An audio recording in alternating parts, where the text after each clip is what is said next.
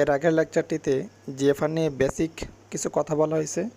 ওই লেকচারটি দেখে নিলে এই লেকচারটি বুঝতে অনেক সুবিধা হবে। এখানে আমরা দেখব জিএফআর কখন কমে কখন বাড়ে এই বিষয়গুলো। আশা করি সবাই একটু ধৈর্য ধরে এই চার্টটা পড়বেন, অনেক কিছু ক্লিয়ার হয়ে যাবে। তাহলে জিএফআর এর মধ্যে দুইটা অংশ আমরা আগেই বলে নিয়েছিলাম, যে নেট ফিল্ট্রেশন প্রেশার এবং ফিল্ট্রেশন কোএফিশিয়েন্ট, এই দুইটার উপরে আমাদের জিএফআরটা কি করে ডিপেন্ড করে। তাহলে নেট ফিল্ট্রেশন প্রেশার এটা আবার দুইটা বিষয়ের সাথে জড়িত। একটা হচ্ছে forces favouring filtration, forces opposing filtration. Forces favouring ফিল্ট্রেশনের মান ছিল আমাদের 50 আর অপোজিং ফিল্ট্রেশনের মান ছিল 40। টোটাল আসছিল হচ্ছে নেট ফিল্ট্রেশন প্রেশারটা 10। এখন আমরা এই অংশটা পরে পড়ি। আমরা আগে জানি ফোর্সেস ফেভারিং ফিল্ট্রেশন এটার মধ্যে কি কি আছে, দুইটা আছে, hydrostatic pressure in the glomerulus, colloidal osmotic pressure in the Bowman's capsule. এই দুইটা আমাদের কি করে, ফেভারিং ফর ফিল্ট্রেশন করে। আচ্ছা, এখন এই যে হাইড্রোস্ট্যাটিক প্রেশার ইন গ্লোমেরুলাস, অর্থাৎ এই যে গ্লোমেরুলাসের মধ্যে যে হাইড্রোস্ট্যাটিক প্রেশারটা, এটা কি কি দ্বারা প্রভাবিত হতে পারে সেটা একটু আমরা বলি। আমরা এটা তো অ্যাফারেন্ট আর্টারিউল জানি, এটা জানি আমরা ইফারেন্ট আর্টারিউল। এখন ধরুন যে এ অ্যাফারেন্ট আর্টারিউল, এটা দিয়ে ব্লাড কম আসতেছে, তাহলে প্লাজমাও এখানে কম হবে। আলটিমেটলি প্লাজমার যে পানির যে প্রেশারটা সেটাও কি হবে, কম হবে। আবার ধরুন এটা ডায়ালেটেড হয়ে গেল, প্রসারিত হয়ে গেল, তাহলে ব্লাড অনেক বেশি আসবে, প্রেশারটা অনেক বেশি হবে, নর্মাল কথা। আবার এই যে ইফারেন্ট আর্টারিউল, যদি ইফারেন্ট আর্টারিউলটা একটু ন্যারো হয়, ছোট হয়, তাহলে কম ব্লাড এদিক দিয়ে যাবে, বেশি ব্লাড এদিকে থাকবে, তাহলে প্রেশারটা এখানে কি হবে, বেশি হবে। আবার ইফারেন্ট আর্টারিউলটা একটু ডায়ালেটেড হয়ে গেল, বড় হয়ে গেল, তাহলে ব্লাড বেশি বেশি চলে যাবে, প্রেশারটা এখানে কমে যাবে। এটা হচ্ছে নর্মাল থিঙ্কিং। আচ্ছা, তাহলে আমরা একটু আবার দেখি যে এই যে হাইড্রোস্ট্যাটিক প্রেশারটা মাত্র আমি বললাম, এই হাইড্রোস্ট্যাটিক প্রেশারটা কার কার দ্বারা প্রভাবিত হচ্ছে। এফারেন্ট আর্টারিউলার রেজিস্ট্যান্স, ইফারেন্ট আর্টারিউলার রেজিস্ট্যান্স, এবং আরেকটা বিষয়ের উপর এটা ডিপেন্ড করে, এটা হচ্ছে সিস্টোলিক ব্লাড প্রেশার। অর্থাৎ ব্লাড প্রেশার যদি বেশি হয় বা ব্লাডের ভলিউম যদি বেশি হয়, তাহলে প্রেশার বেশি হবে, ফিল্ট্রেশনও বেশি হবে। এখন এফারেন্ট আর্টারিউলার রেজিস্ট্যান্স মানে কি? এফারেন্ট আর্টারিউলার রেজিস্ট্যান্স মানে হলো এই যে এখান দিয়ে ব্লাডটা আসলো, সেই ব্লাডটা গ্লোমেরুলাসে যেতে যে বাধাটা সে পায়, যদি এটা বড় হয়, এটা তো আমাদের অ্যাফারেন্ট আর্টারিউল, কারণ এটা যদি বড় হয়ে যায়, একটু বাইরের দিকে চলে আসে, তাহলে ব্লাডটা সহজে যেতে পারবে। ছোট হয়ে গেলে যেতে বাধা পাবে, অর্থাৎ কম ব্লাড এখানে এসে পৌঁছাবে। অর্থাৎ এটা হতে পারে কনস্ট্রিকশন, হতে পারে ডায়ালেশন। তাহলে যদি এই যে আমাদের এফারেন্ট আর্টারিউল, যেখান দিয়ে ব্লাডটা গ্লোমেরুলাসে আসবে, সেটা যদি কনস্ট্রিকশন হয়, তাহলে কি হবে, decrease glomerular blood flow, decrease glomerular plasma flow, কারণ প্লাজমা ফ্লো কমে যাবে ব্লাড ফ্লো কমার কারণে। তাহলে হাইড্রোস্ট্যাটিক প্রেশারটাও কমে যাবে। তাহলে হাইড্রোস্ট্যাটিক প্রেশার যদি কমে যায়, যদি হাইড্রোস্ট্যাটিক প্রেশার কমে যায়, তাহলে নেট ফিল্ট্রেশন প্রেশারটাও তো কমে যাবে, কারণ হাইড্রোস্ট্যাটিক প্রেশারের নেট মান ছিল হচ্ছে 10। এখন এই হাইড্রোস্ট্যাটিক প্রেশারে যদি কমে যায়, তাহলে তো নেট প্রেশারটাও কমে যাবে, আলটিমেটলি জিএফআরটাও কমে যাবে। তাহলে এটা হচ্ছে অ্যাফারেন্ট আর্টারিউল যদি কনস্ট্রিকশন হয়, তাহলে সেটা একটা। আচ্ছা, এই যে কনস্ট্রিকশন, এটা হওয়ার জন্য তো আমাদের কিছু উপাদান দরকার, যে উপাদানগুলা আমাদের এই জায়গাটায় এসে যুক্ত হয়ে ব্লাড ভেসেলটাকে ন্যারো করে দিবে। এরকম উপাদান এর মধ্যে আছে হচ্ছে আমাদের কিছু নিউরো ট্রান্সমিটার, যেমন এপিনেফ্রিন, নরএপিনেফ্রিন, এন্ডোথেলিন ইত্যাদি। আবার এই অ্যাফারেন্ট আর্টারিউল সে তো ডায়ালেশন হতে পারে। ডায়ালেশন হলে কি হবে, গ্লোমেরুলার ব্লাড ফ্লো বেশি হবে, গ্লোমেরুলার প্লাজমা ফ্লো বেশি হবে, জিএফআর বেশি হবে। ডায়ালেটরের মধ্যে কি কি আছে, যে উপাদানগুলো ব্লাড ভেসেলটাকে ডায়ালেট করে দিবে, nitric oxide, prostaglandin E2, prostaglandin I2 এবং ব্র্যাডিকাইনিন। এটা হচ্ছে অ্যাফারেন্ট আর্টারিউল নিয়ে কথাবার্তা। এখন যদি আমরা এই ইফারেন্ট আর্টারিউল নিয়ে বলি, যে কোন কোন উপাদান দ্বারা এই ইফারেন্ট আর্টারিউলটা কনস্ট্রিকশন হতে পারে, ডায়ালেশন হতে পারে, যে কারণে আমাদের জিএফআরটাও প্রভাবিত হতে পারে। আচ্ছা, ইফারেন্ট আর্টারিউল, এটা প্রথমে আমি ডায়ালেশনটা বলি। যদি ডায়ালেশন হয়, তাহলে কি হবে, ব্লাড বেশি চলে যাবে, হঠাৎ করে বেশি বেশি ব্লাড চলে যাবে, তাহলে নেট ফিল্ট্রেশন প্রেশারটা কী হয়ে যাবে, কমে যাবে, কারণ ব্লাড কম। তাহলে গ্লোমেরুলার ফিল্ট্রেশন রেটটাও কী হয়ে যাবে, কমে যাবে। আর ডায়ালেটরের মধ্যে বিভিন্ন ড্রাগস আছে, যে ড্রাগস আমরা দিই ইফারেন্ট আর্টেরিওলের সাথে সেটাকে যুক্ত হয়, যুক্ত হয়ে ব্লাড ভেসেলটাকে ডায়ালেট করে দেয়। ডায়ালেট করে দেওয়ার কারণে গ্লোমেরুলাসের মধ্যে প্রেশারটাও কমে যায়, আলটিমেটলি জিএফআরটাও কমে যায়।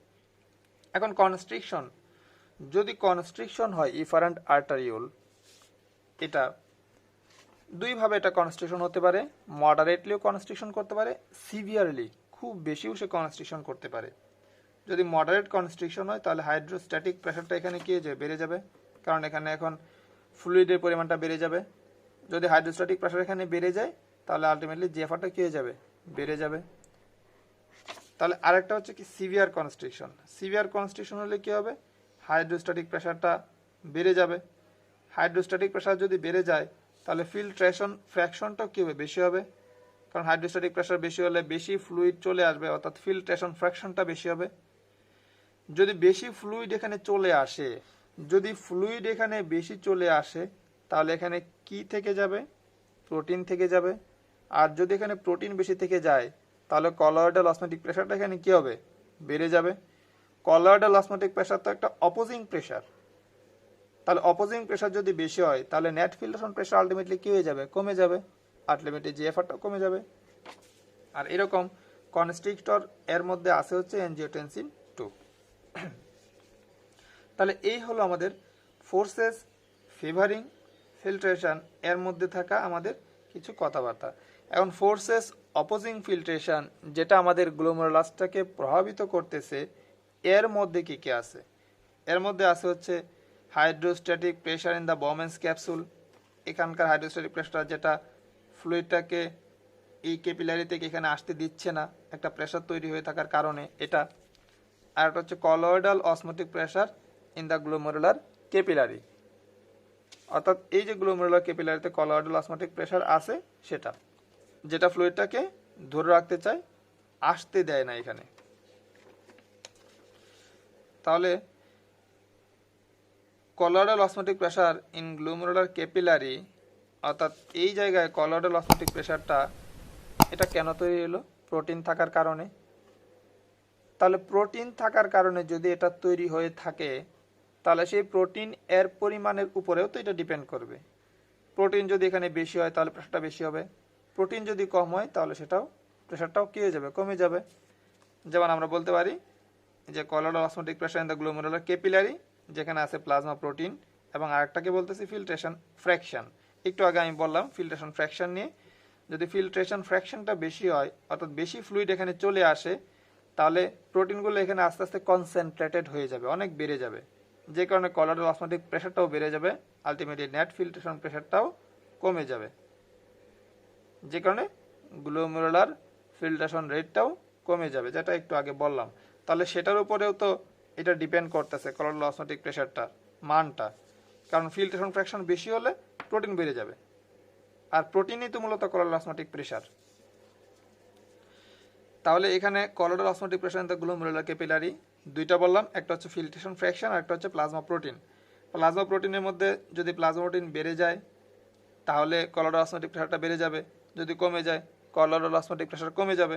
বেড়ে যায় কিসে, মাল্টিপল মাইলোমাতে। মাল্টিপল মাইলোমা হচ্ছে একটা ব্লাড ক্যান্সারের ডিজিজ, যেখানে বি সেল, আমরা পরবর্তীতে পড়ব, বি সেল টি সেল নামে কিছু সেল আছে, এটা হচ্ছে একটা বি সেলের টিউমার, যেখানে অনেক বেশি প্রোটিন তৈরি হয়ে যায়।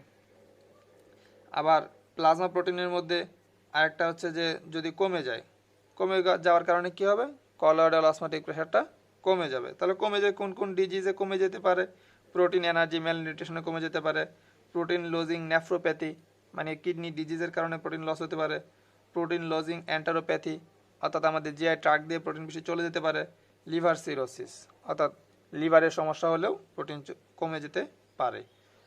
এই হলো আমাদের নেট ফিল্ট্রেশন প্রেশার এর মধ্যে থাকা সমস্ত কথাবার্তা। এইগুলোর পরিবর্তন হলেই তো নেট ফিল্ট্রেশন প্রেশারটা আমাদের আলটিমেটলি কি হয়ে যাচ্ছে, পরিবর্তন হয়ে যাচ্ছে। এবং আরেকটা জিনিস আমরা বলছিলাম কি, নেট ফিল্ট্রেশন প্রেশারের মধ্যে সাথে ফিল্ট্রেশন কোএফিসিয়েন্ট, যেটার উপরেও জিএফআর নির্ভর করে থাকে।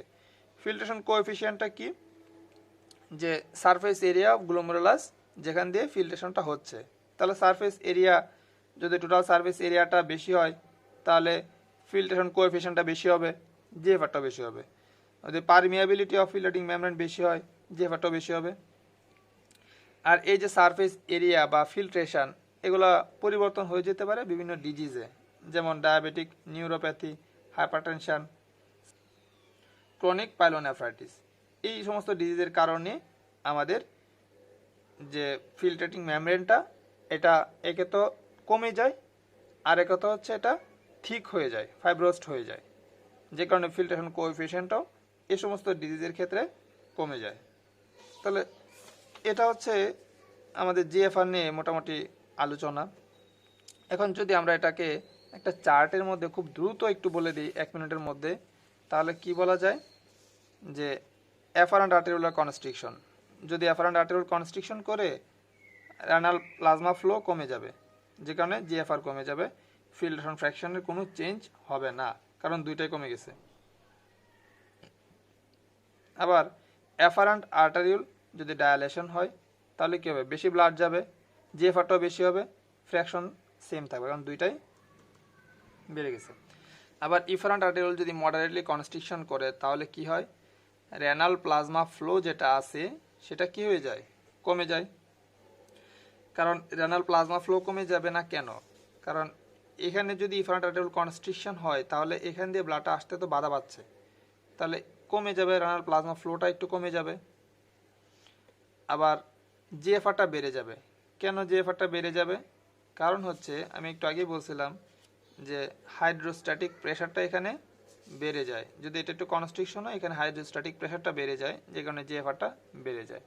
আর ফিল্ট্রেশন ফ্র্যাকশনটা তাহলে কি হবে, ফিল্ট্রেশন ফ্র্যাকশনটা অবশ্যই কি হয়ে যাবে, বেড়ে যাবে, কারণ জিএফআর এখানে বেড়ে গেছে।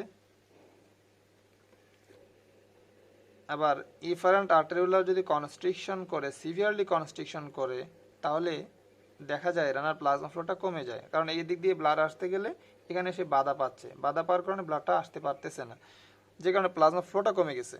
আবার জিএফআরটা কমে যায়। কেন জিএফআরটা কমে গেল, কারণ জিএফআরটা কমে যায় এখানে ফিল্ট্রেশন ফ্র্যাকশনের কারণে, এখানে ফিল্ট্রেশন ফ্র্যাকশনটা কি হয়ে যায়, বেড়ে যায়, যে কারণে কলয়েডাল অসমোটিক প্রেশারটা বেড়ে যায়, আর কলয়েডাল অসমোটিক প্রেশারের কারণে নেট ফিল্ট্রেশন প্রেশারটা কমে যায়। আর ফিল্ট্রেশন ফ্র্যাকশনে সিগনিফিক্যান্ট কোনো চেঞ্জ হয় না, কারণ দুইটাই কমছে। আর টোটাল প্লাজমা প্রোটিন যদি বেড়ে যায় তাহলে কি হবে, রেনাল প্লাজমা ফ্লোয়ের তো কোনো চেঞ্জ হবে না, কারণ রেনাল প্লাজমা ফ্লো এর সাথে তো আমাদের প্লাজমা প্রোটিনের কোনো সম্পর্ক নেই। জিএফআরটা কী হয়ে যাবে, জিএফআরটা কমে যাবে, কারণ প্রোটিন যদি বেড়ে যায়, যদি টোটাল প্লাজমা প্রোটিন বেড়ে যায় তাহলে কলয়েডাল অসমোটিক প্রেশারটা কী হয়ে যাবে, বেড়ে যাবে, তাহলে নেট ফিল্ট্রেশন প্রেশারটা কমে যাবে, যে কারণে আমাদের এখানে জিএফআরটা কমে যাবে। আর ফিল্ট্রেশন ফ্র্যাকশনটা কী হয়ে যাবে, কমে যাবে, কারণ এখানে প্রোটিন বেশি হওয়ার কারণে সে প্রাণটাকে ধরেও রাখবে বেশি, যদি প্রাণটাকে বেশি ধরে রাখে তাহলে ফিল্ট্রেশন হবে কম। আর টোটাল প্রোটিন যদি কমে যায়, অপোজিট ঘটনা। আর ইউরেটারি কনস্ট্রিকশন যদি থাকে, ইউরেটারি কনস্ট্রিকশন মানে কি, মানে হলো আমাদের এই যে ইউরেটার এখানে যদি কোনো ব্লক পড়ে যায়, যদি এখানে কোনো স্টোন বা অন্য কোনো কিছু এখানে থাকে, তাহলে কি হবে, এখানে পানির ব্যাক ফ্লো হবে, ব্যাক ফ্লো হওয়ার কারণে রেনাল প্লাজমা ফ্লোর তো কোনো চেঞ্জ হবে না, কারণ সমস্যা তো হচ্ছে আরও অনেক নিচে, রেনাল প্লাজমা ফ্লো তো এই জায়গায়, সমস্যা হলো এখানে, তাহলে এখানে তো কোনো প্রবলেম নাই, এখানে প্রবলেম হওয়ার কারণে এখানে কী হবে, জিএফআরটা কমে যাবে, কারণ এদিক দিয়ে পানিটা ব্যাক ফ্লো করে এখানে হাইড্রোস্ট্যাটিক প্রেশার দিবে, ব্যাক প্রেশার দিবে, যে কারণে এখানে জিএফআরটা কমে যাবে। আর ফিল্ট্রেশন ফ্র্যাকশনটা আলটিমেটলি কমে যাবে, কারণ এদিক দিয়ে ব্যাক প্রেশারের কারণে ফিল্ট্রেশনটা আলটিমেটলি কী হয়ে যাবে, কমে যাবে। এই ছিল আজকে মোটামুটি জিএফআর নিয়ে আমাদের আলোচনা। আশা করি সবাই বুঝতে পারছেন। ধন্যবাদ সবাইকে।